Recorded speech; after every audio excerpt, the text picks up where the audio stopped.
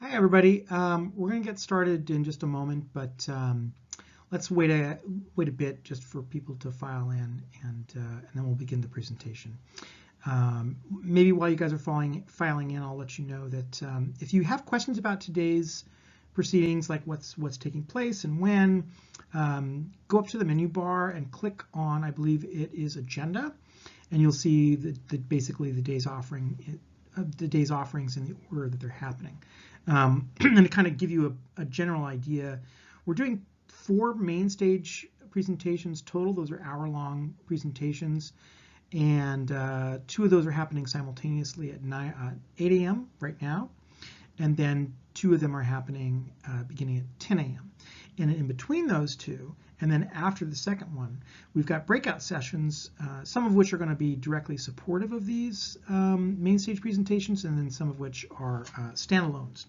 All right. So let's get started now. And if you have any questions, by the way, please feel free to drop them in the chat bar, in the chat area, or the Q&A area here, and we'll respond to you here. Or if you want, you can hold off on them, and we're going to be around in the breakout room afterwards, and you can ask the questions of us there if you prefer to do that. So good morning. I'm Gary Sullivan. I'm the Marketing and Communications Manager and the Publications Leader here at RIFM.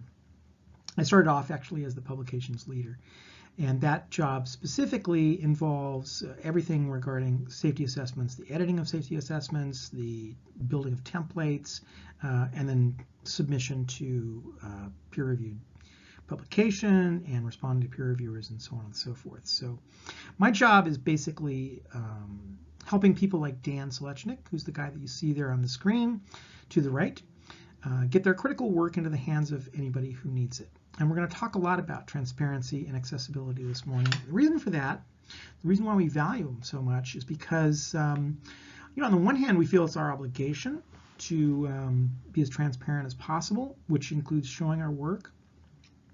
And then on the other hand, it's really all about something that science communication guru Melissa Marshall likes to say, which is that science not communicated is science not done.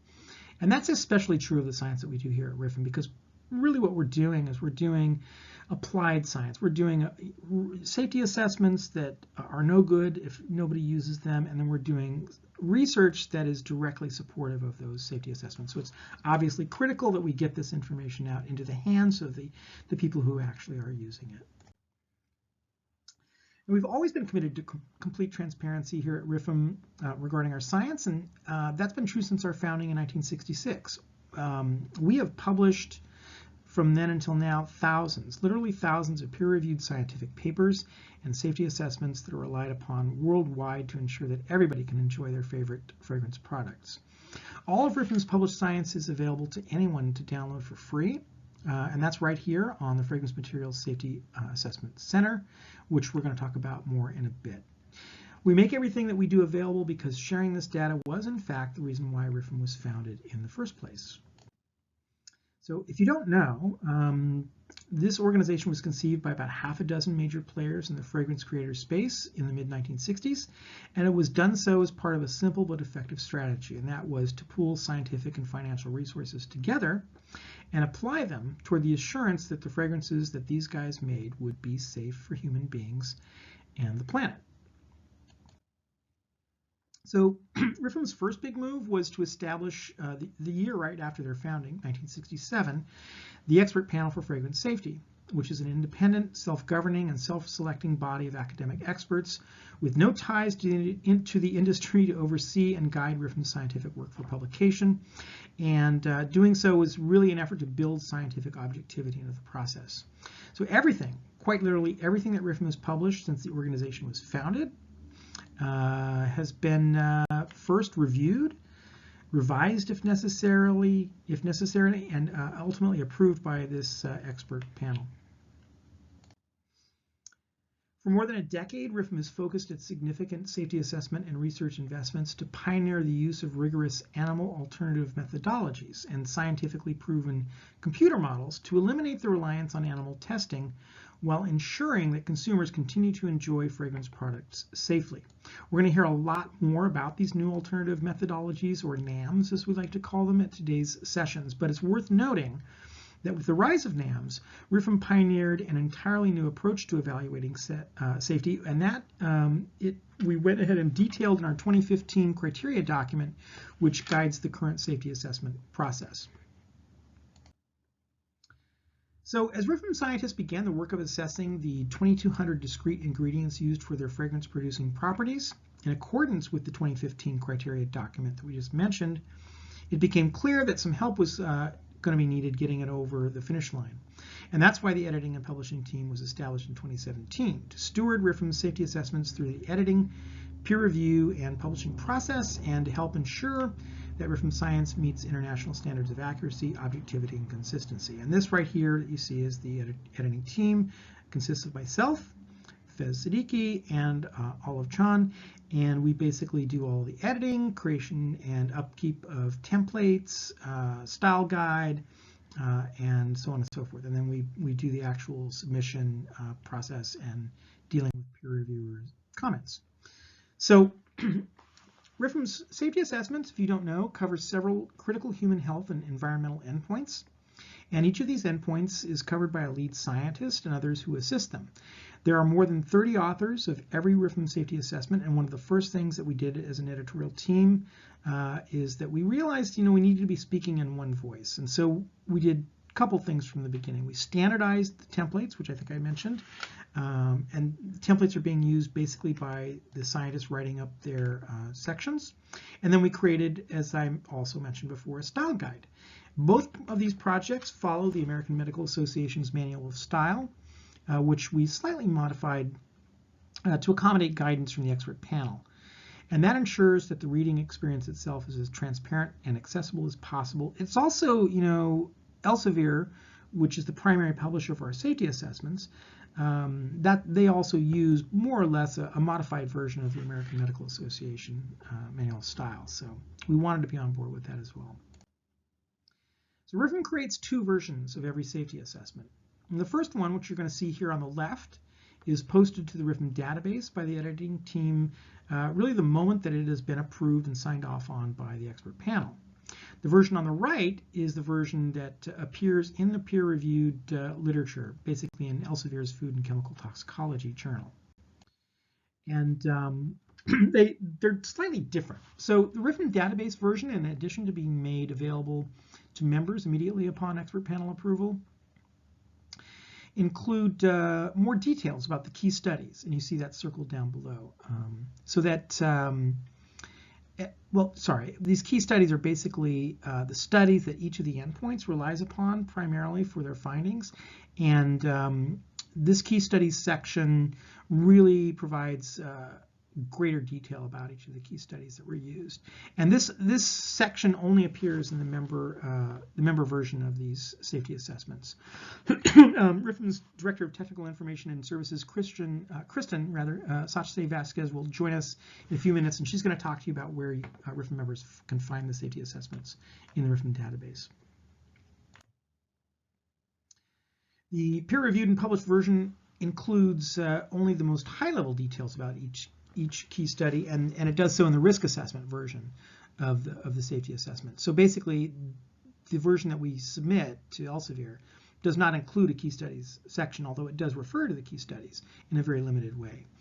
Once the peer-reviewed version has been published, which is typically about 6 months after its initial submission, a PDF copy gets added to the Fragrance Materials Safety Assessment Resource Center, which is this place that we had shown you before, and which I'm showing you right now, so that anybody looking for an assessment on an ingredient can search here by CAS registry or one of the ingredients synonyms. So I'm going to show you kind of how that works right now.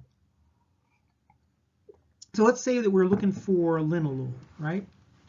Now, if I type the CAS registry number, which is 78-70-6, into the search by CAS bar, or I can type one of its synonyms.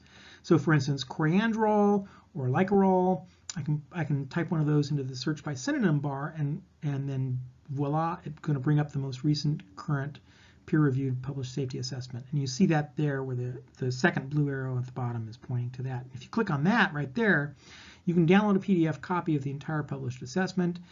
You can read it online, or you can download it to your computer and basically have access to it whenever you need it. When I started RIFM, which is about 5 years ago, there were only 122 materials with peer-reviewed and published safety assessments. And that was the result of about 4 years of work. So over the next 5 years, we've published more than 10 times that amount. So since January, even of just this year, we've been averaging about 31 new materials published every month, which puts us on track to publish every discrete ingredients in the fragrance industry's palette by the end of 2024. And here, these numbers you can see basically we've got over 1,800 materials in the RIFM database with safety assessments. We've got a little over 1,600 submitted to Elsevier, and then over 1,500 that have actually been published with safety assessments that you can find and read and download. So the story that I alluded to on the previous slide is the story of transparency and accessibility. And that's because what we've seen is that as we continue to add newly peer-reviewed and published safety assessments to the Fragrance Ingredients Resource Center, engagement on that site continues to grow. So in fact, engagement's pretty much consistently doubled every 2 years. So the numbers you see on the screen, I think, are from Q1 2020 through Q3 2022, right? That's basically how many we've gotten. 81,000 page views since 2020 and 22,000 downloads since 2020. So by the end of the year, we are looking to surpass 100,000 page views and probably have something over 30,000 downloads. And now remember, these are stats just for the public version of the assessments. This doesn't include stats for those that we posted to the RIFM database, which is where we would typically see most of our activity, because that's accessed by RIFM members and database subscribers. So I think it's pretty clear that the numbers clearly reflect the enormous impact that RIFM safety assessment and research programs are having on the present and future of fragrance safety.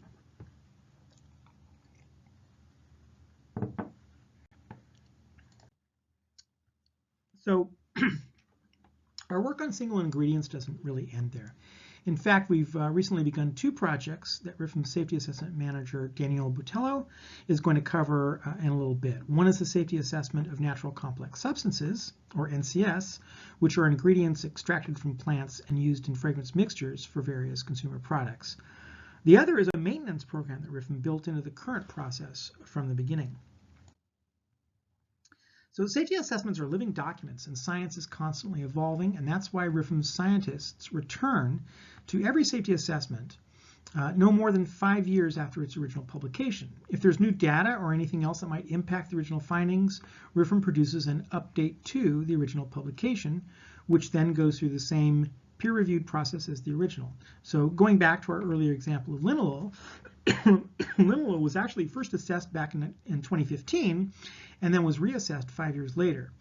And at that time it required updates, so it went through the entire process of editing, expert panel review, submission for publication, and if you search for linalool right now in the Fragrance Safety Resource Center, you will get an update to or current version. You notice that it says update to there circled.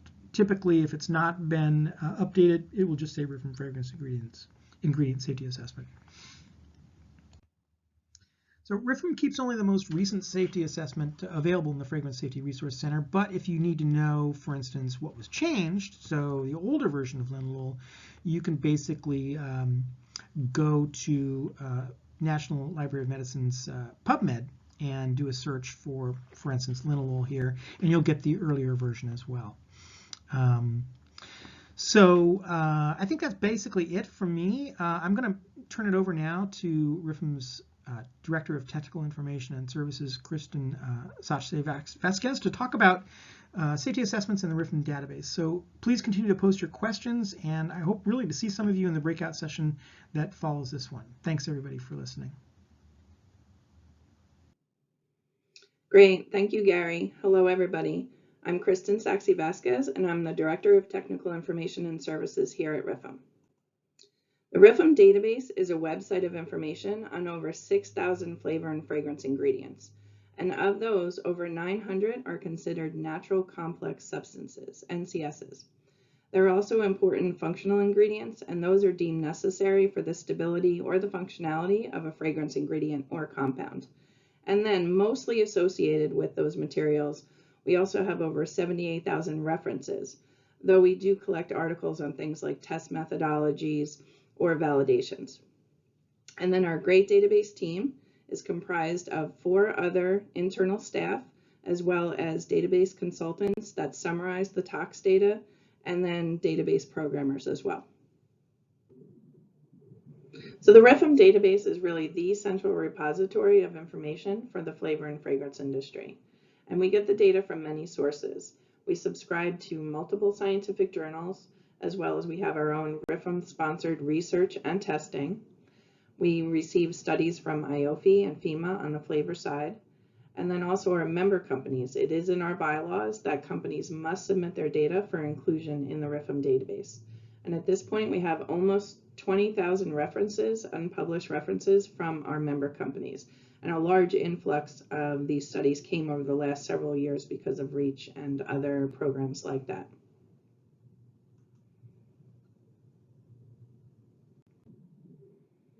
And then the data in turn feeds multiple industry programs, with the safety assessments obviously being a key program, but that can also lead to IFRA standards, as well as regulatory compliance, study archive, and GHS classifications.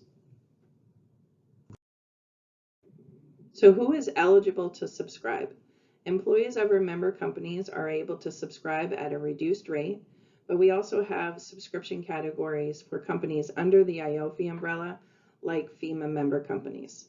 We also have a new category for related associations, as well as a non-member category for companies that don't otherwise meet the RIFM membership criteria, but are affiliated with the fragrance industry. And they would go through a vetting process. So I won't be doing a live database demonstration now. Rather, I'll be sharing where to find several things, but please feel free to reach out to me if you're interested, and I can send you a comprehensive demo recording, as well as if you're interested in RIFM membership or additional subscriptions within your company. I'll have my contact information at the end of the presentation, and please feel free to contact me. So this is the home page of the RIFM database, and you can find the safety assessments in 2 places. So one is directly from this home page. There's a listing of all the available assessments. I believe there are over 1,200. So when you click on that link, you'll see the full listing in sequential order. And then you can also see them on the material home pages. So on this material page, you'll see a link on the left-hand side for the safety assessment, and that'll bring you also a link to the full PDF of the safety assessment. You can also find the safety assessments and status updates on the RIFM website, so the rifm.org corporate website. If you log in as a member and you go to the RIFM Science section, under the Science documents, you can sort them by safety assessments and/or status updates. And then here, back in the RIFM database, on the home page, I want to show you where you can find some of the tools and models that we have available. So you would click on the Tools and Models link here, and then you'll be brought to a page that lists all the models. And I'm going to point out the 2 highlighted models here, the Genotoxicity Data Visualization Tool, it's a tongue twister, and the TDSE, the Toxicity Data Search Engine. So once you open the GeneTox tool, you can search by SMILES, by RIFM ID, but if you search by CAS number, where I highlighted yellow here, you can search by multiple CAS at the same time. So it will pull up the results with some identity information like the structure and then the structural group that it is a part of, and you can actually view all of the data in a summary format for the entire group. Or you can see here there's a summary of the assays that were conducted for this material, a blue screen, a micronucleus, and Ames. There's also, as you scroll down, you'll see comparisons and the information in a graphical format. You can see cytotoxicity versus genotoxicity concentrations, and the data with and without S9. And Yax the Car is our senior scientist responsible for this work. So if you have any further questions, please feel free to reach out to him. Okay, and then lastly, we have the Toxicity Data Search Engine, the TDSE, which basically searches multiple websites at the same time. You can search by one CIS number or multiple, and then it pulls up results from the RIFM database, like principal name and exposure information, but then also external websites like National Toxicology Program and OECD, European Chemicals Agency would be located here. Okay, and with that, I'm going to go ahead and wrap it up. But if any of you have any further interest in subscribing to the database or want information about RIFM membership or would like a copy of that full database demo, please feel free to reach out. The easiest is probably the help@rifm.org to remember, but I've put my direct email there as well. And before I turn it over to Danielle, you can enter in any questions in the chat function. I'll also be part of a database breakout session at 9 o'clock where we'll go over a little bit more about the database or different things in the database, as well as natural complex substances. So you can also attend that and ask questions there. So thank you so much. Thank you, Kristen and Gary, for a great introduction on the safety assessments and robust resources like the RIFM database, which are critical to our work. Maintaining the safety of fragrance materials is absolutely essential to consumer safety. It requires consistent review and integration of the latest science. In that pursuit, our goal is to create trust in the RIFM safety conclusions that can then ensure safe use of fragrance materials. I'm Danielle Botello, and I'm the manager of the RIFM Safety Assessment Team. This just means that I have the privilege of serving the scientists at RIFM who develop all our safety assessments covering both human health and environmental toxicology. Today I will outline our inventory, and then I'm going to explain a little bit of how we maintain our safety conclusions as we integrate that latest available information and evolving science. The material inventory contains two types of materials: discrete single materials and complex mixtures. Specifically, I'm going to focus on later today in presentations naturally derived complex substances. Now, to give some context, in 2013, RIFM moved to single material assessments. In 2018, RIFM made a concerted effort to then develop a framework for assessing the safety of natural complex substances. And again, that main stage presentation that we have later today is really going to be dedicated solely to our work with complex mixtures. Whether it's a discrete material, though, or a complex mixture, our evaluation list at RIFM is populated by the IFRA Volume of Use Survey, and that's conducted every 4 years. So to kick off our conversation in this session, we're going to look primarily at our discrete single materials, which has been the focus of what we've been doing the last few years. Now, I know this slide has a lot of information on it, but the biggest takeaway I have for you today is actually that if you're looking at discrete single materials in the fragrance inventory, all discrete materials have been evaluated by the RIFM team. Now, that doesn't mean they've been assessed and approved by the expert panel for fragrance safety, but we do know something about every discrete individual material in the RIFM inventory. 69% of the discrete materials have been assessed and approved since 2014. And I want to make a note that really highlights our safety assessment team well. The quality of the work continues to be very high. On average, after process improvements, major process improvements were made in 2017. On average, 98% of those materials being sent to the expert panel were coming back assessed and approved, which is an incredibly high rate of return on the investment that the team makes in writing and evaluating these materials. That 79% that's assessed and approved here as the headliner is reflected in the 2019 Volume of Use Survey, the most recent Volume of Use Survey, and anything that has a RIFM ID. Now, the other takeaway here is that 79% represents 1,884 materials. But you'll notice a small asterisk by that number, and that's because actually that number includes some materials without a RIFM ID. The reality is that as we look at volume of use surveys over time, some materials come out of use and then back on. But it doesn't matter to a certain extent whether or not we publish something that later no longer has a RIFM ID. And why is that?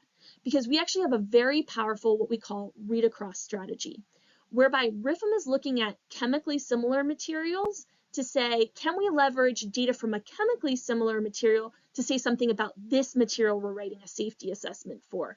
So all of the data over time that we publish is in fact utilized in some other way to support other materials in data gap filling measures.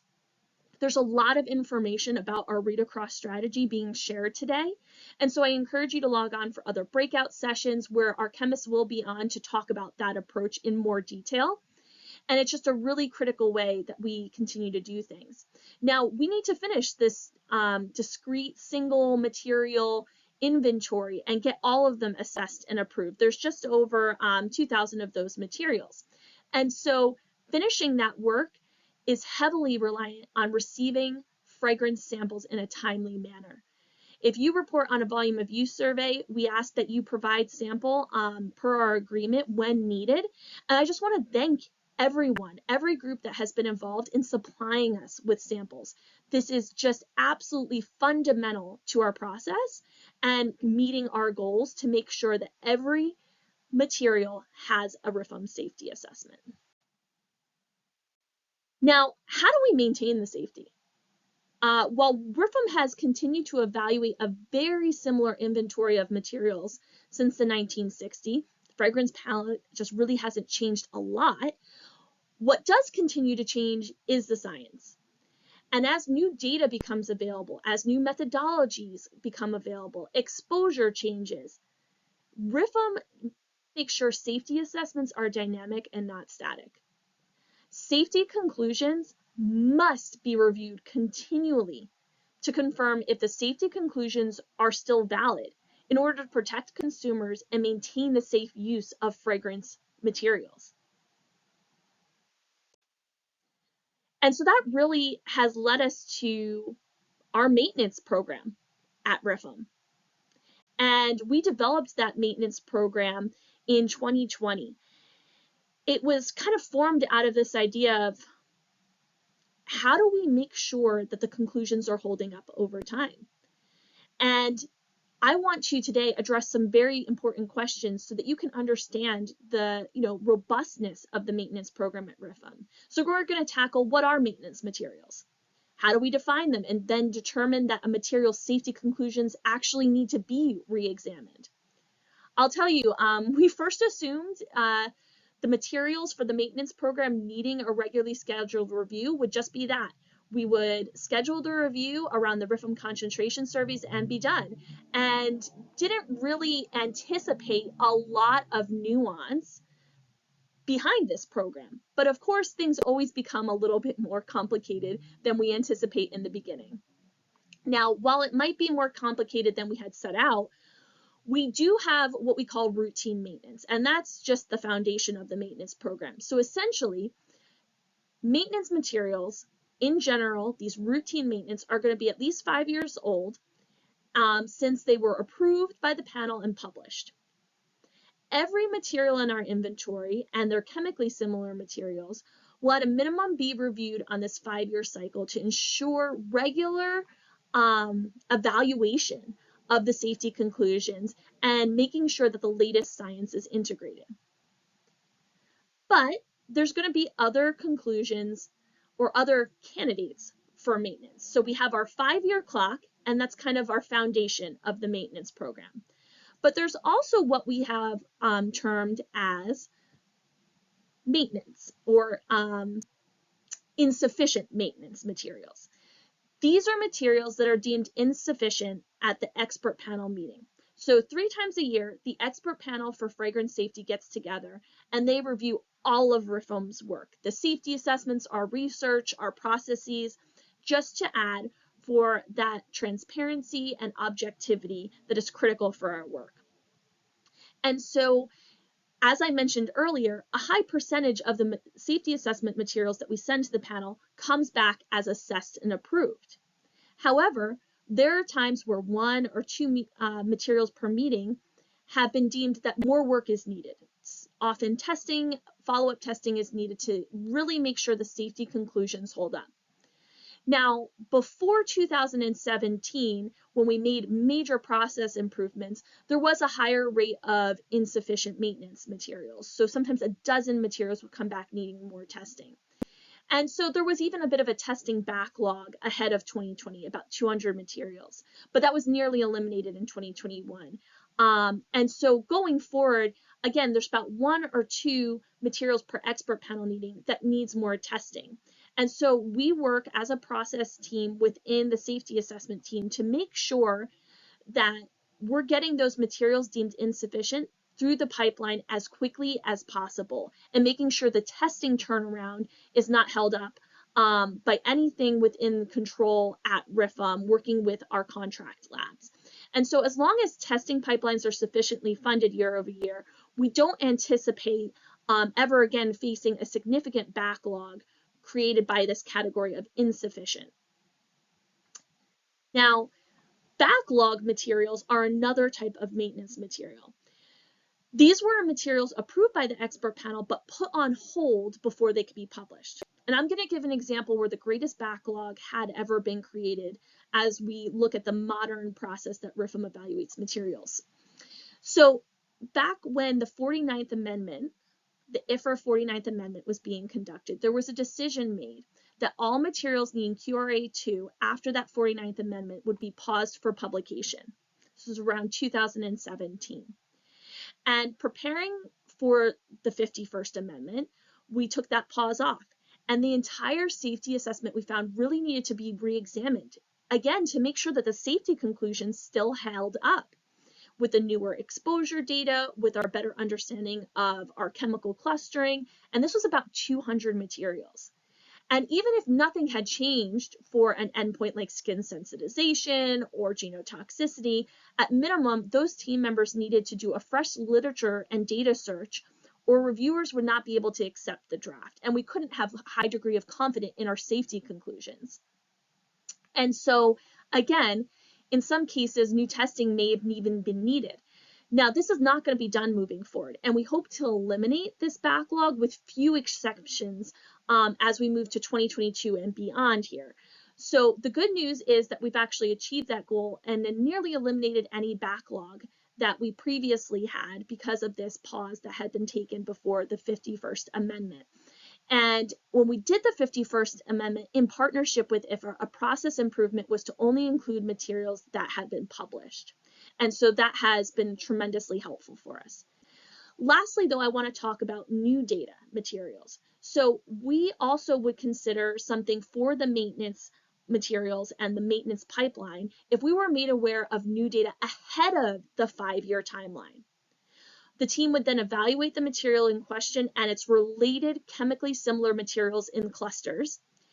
And if there was a change to the conclusion, the draft would be reopened. If not, then RIFM would defer incorporating the data until the 5-year cycle came up for that material and chemically similar materials.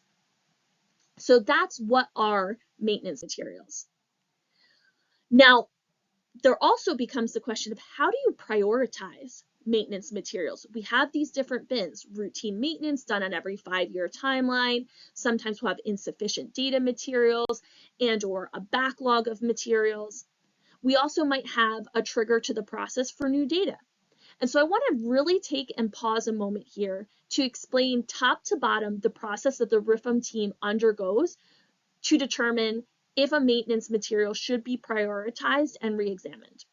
Every 2 weeks, the RIFM team is gathering and discussing about the evaluation of materials in the inventory to determine if they're going to go into the writing pipeline. The total number of materials and the percentage of maintenance materials for evaluation are determined in our yearly goals.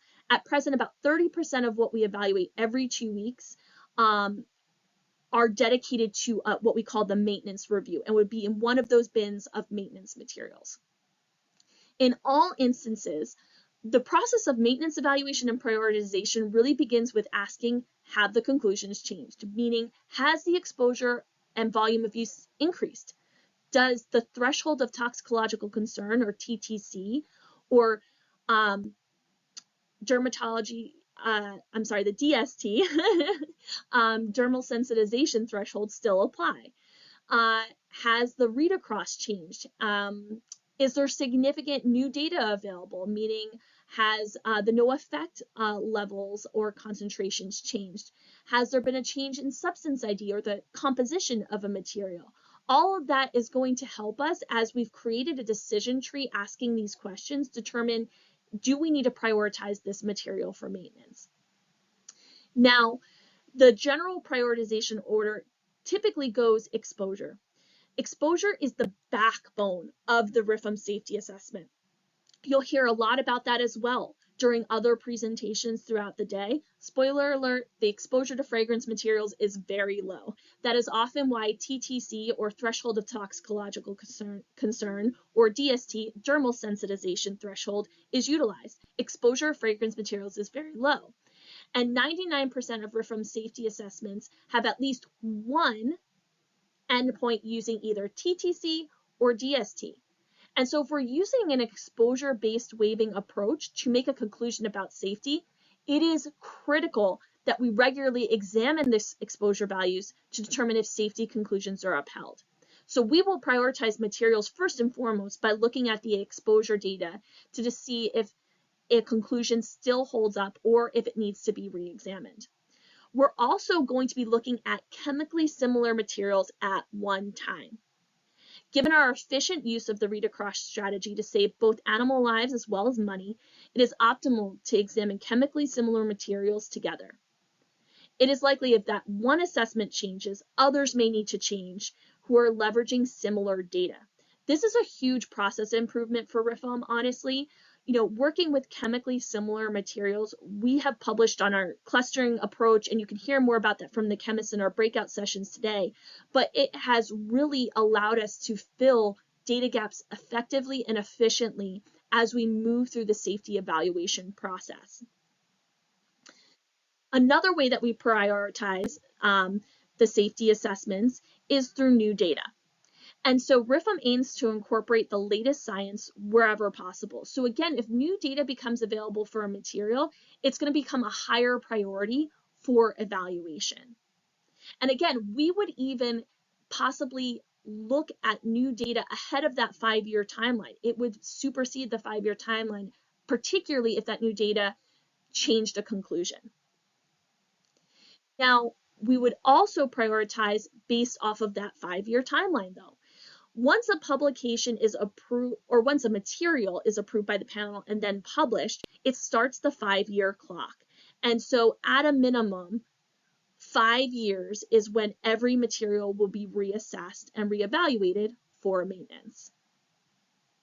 Now we understand though that despite exposure, chemical similarity, new data, and our 5-year timeline being the major drivers of how we would prioritize things, other high priorities come up.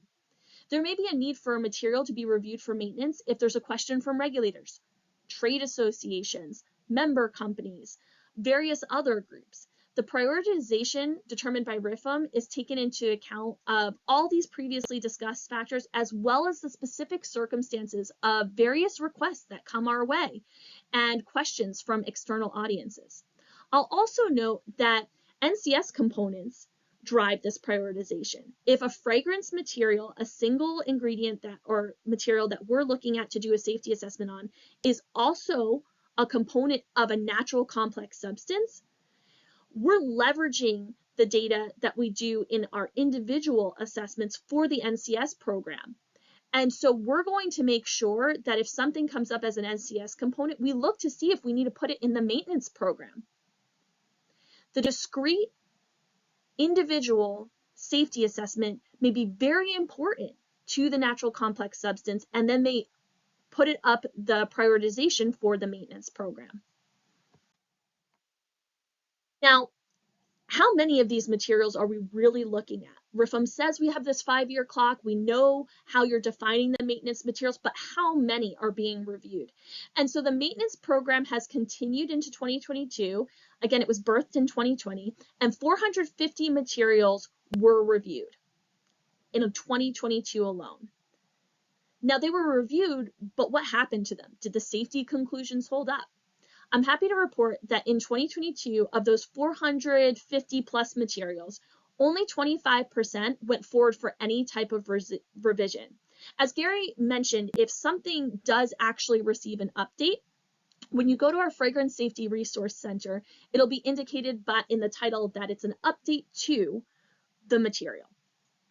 Now, I'll tell you, if it went that 25% for revision, it was actually to enhance the data set more times than not. It was not because of a major conclusion change. Yes, there were some of those, but that 25%, it was often that it was deemed critical that the new data that was available would just make sure that it really reinforced the safety conclusions that were already in place. And so if you rewind though to 2021, it was a very different story. There was actually what we call 68% of rework, meaning that there was quite a bit because of that backlog that I had mentioned earlier, that there was a lot of work that was needing to be done by the team for anything that was reviewed before it could get out the door for publication, and it needed an update sometimes. But we had predicted that if we could eliminate the backlog, that in fact, 68% or more would not need any rework. And I'm happy again to report that that is the case today. As you see, in 2022, only 25% were needing any type of revision. And again, more times than not, that revision was actually to enhance and bolster an already made safety conclusion. Now, all materials published through 2017, which was 5 years ago, has been reviewed for maintenance. And I say that to underscore that our commitment is real to that 5-year timeline.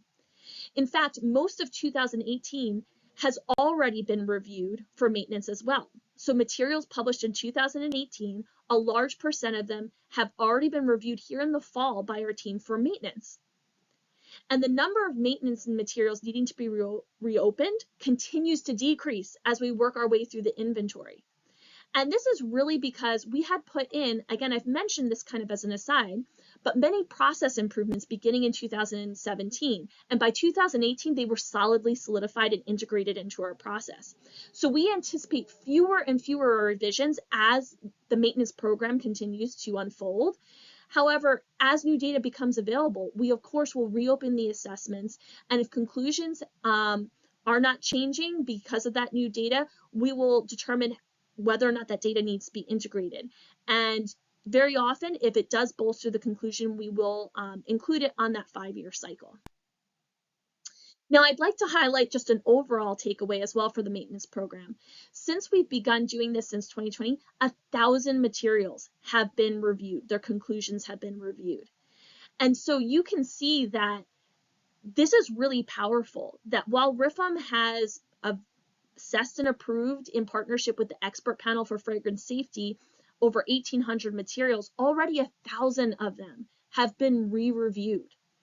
And so not only is RIFM publishing on the safety of the materials and putting out hundreds of these materials year over year, but the conclusions are holding up and the safety is being maintained. And this is really what is helping us create trust in the work that we do here at RIFM. Now, after doing some quick math, we anticipate being in an optimized maintenance mode with chemically similar materials by 2030. So essentially that means we recognize at a certain point, every material in the RIFM inventory will be evaluated and published at least once.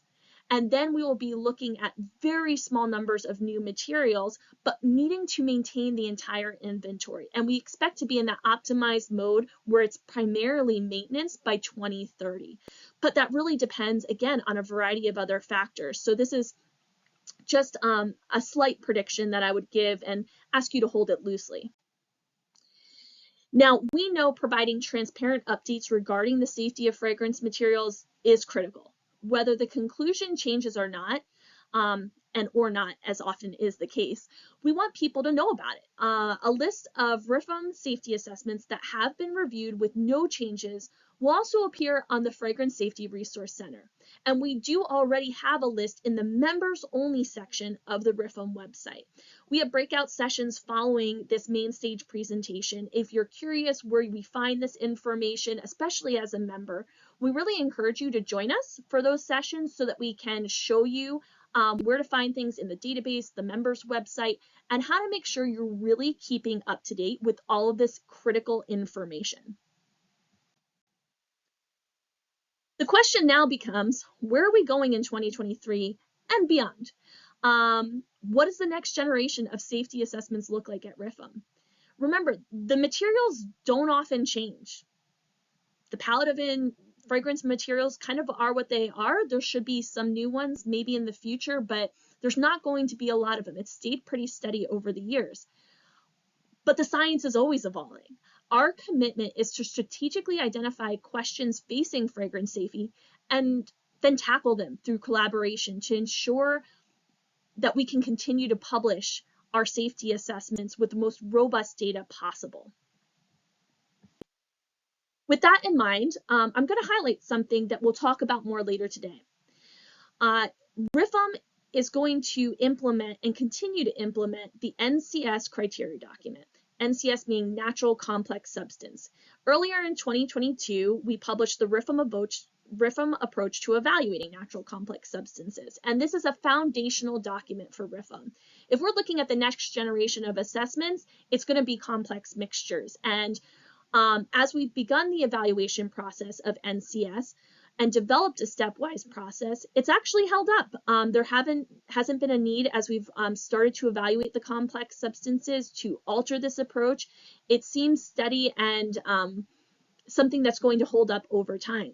As Gary mentioned previously, there's a great amount of transparency and scientific authority behind the work of RIFM due to the fact that we not only have our work and processes reviewed by the expert panel for fragrance safety, but we also submit our stepwise processes and other things to independent peer reviewers in journals like Food and Chemical Toxicology.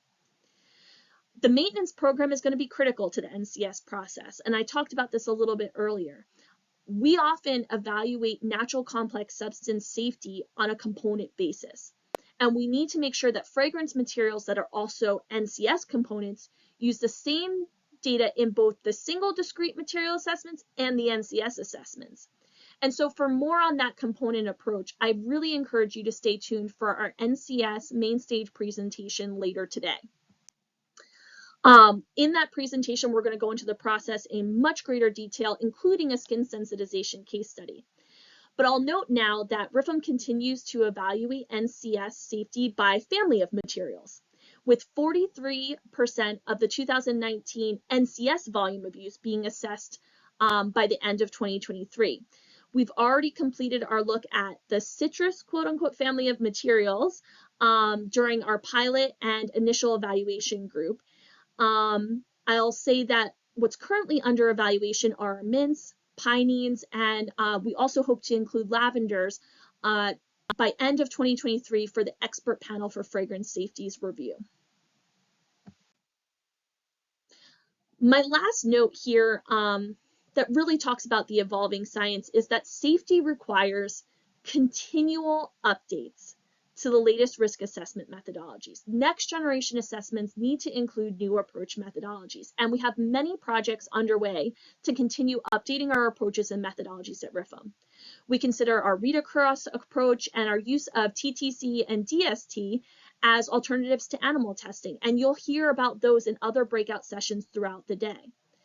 You're also going to hear about all of our new approach methodologies and the comprehensive RIFM research strategy. That's going to be led by Dr. Anne-Marie Appy, as well as our whole team of scientists at RIFM. Their work is applied. It goes directly into the safety assessments that we curate and is built upon global collaboration to ensure the safety of fragrance materials over time. Committed to ensuring the safe use of fragrance materials and integrating that latest science, whether the material is a single material or a complex mixture. We want to ensure that our materials over all of time, the conclusions are holding up with a high degree of confidence, which will ultimately lead to trust that we can protect the consumers using these conclusions. And so this is really can't be done without the partnership of so many individuals. Many of our collaborators I know are logged on today, and we thank you. Whether you're in academia, industry, a contractor, and again, if you're providing sample to us, these conclusions often need some type of follow-up to integrate those new approach methodologies, and we couldn't do it without that sample being made available. And the team works just relentlessly on a lot of competing priorities done in parallel. And so just a shout out to the entire RIFM safety assessment team who works tirelessly to make sure that we actually implement the maintenance program.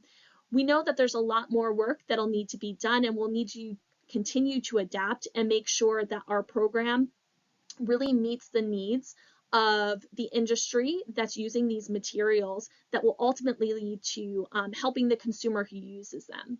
And so thanks again to the team, to our collaborators and partners, and to my fellow presenters here today, Gary and Kristen.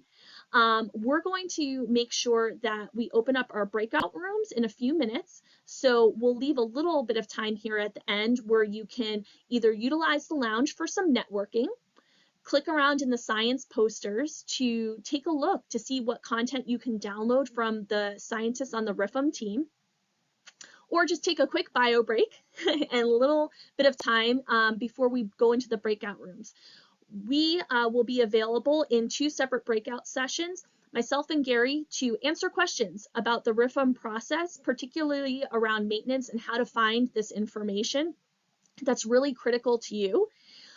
Kristen will also be available with Mary Merkovich, who will be giving a database demo in another breakout happening at the same time.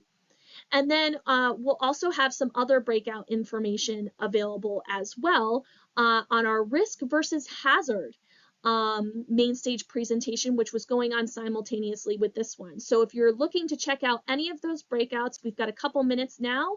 Do what you will, and then we'll see you a little bit later for some Q&A. And we hope that you can make it to many of the other presentations throughout our time together. Thanks again for your participation, and we look forward to connecting.